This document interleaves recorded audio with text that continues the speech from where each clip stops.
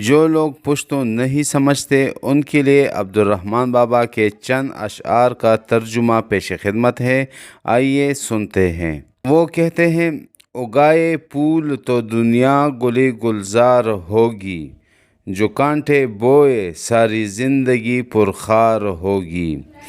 چلائے دوسروں پر تیر تو یہ بھی سمجھ لے، انہی تیروں سے تیری جان پر بوچھاڑ ہوگی۔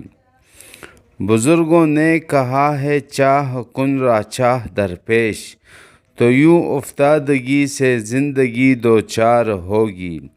یہ آدم زاد ہے ہم زاد، انہیں آزار مت دو، وگرنہ زندگی تیرے لیے آزار ہوگی۔ خدا شاہد اگر دنیا کا تو رکھے گا پردہ، تو دنیا بھی تیرے عیبوں کی پردہ دار ہوگی۔ اور شکستہ ظرف کی آواز ہو جاتی ہے پھیکی، تمہاری گفتگو آئینۂ کردار ہوگی۔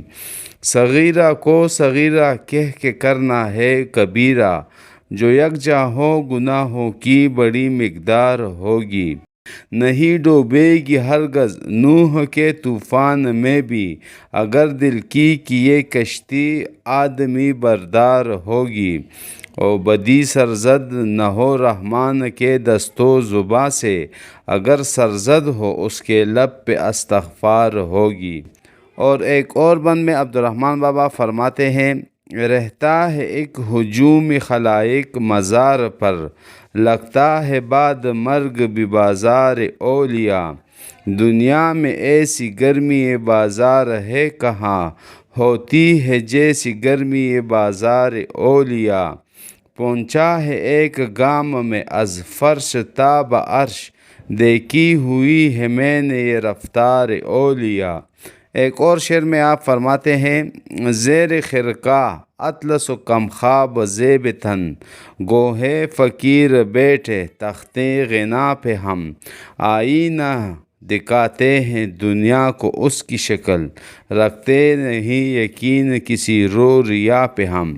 اور چند اور اشعار میں آپ فرماتے ہیں، پھر باطل و حق دیکھے یہ موقع نہیں ہوتا، انسان دوبارہ یہاں پیدا نہیں ہوتا۔ ایک بار نکل جائے اگر بند سے باہر، پھر بند میں واپس کبھی دریا نہیں ہوتا۔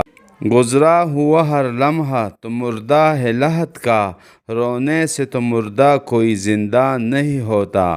اور ایک آخری شعر کا ترجمہ ہے، رحمان تیری باتوں کو اہل عقل سمجھیں گے، نادان سے امید میری جان کچھ نہ رکھ۔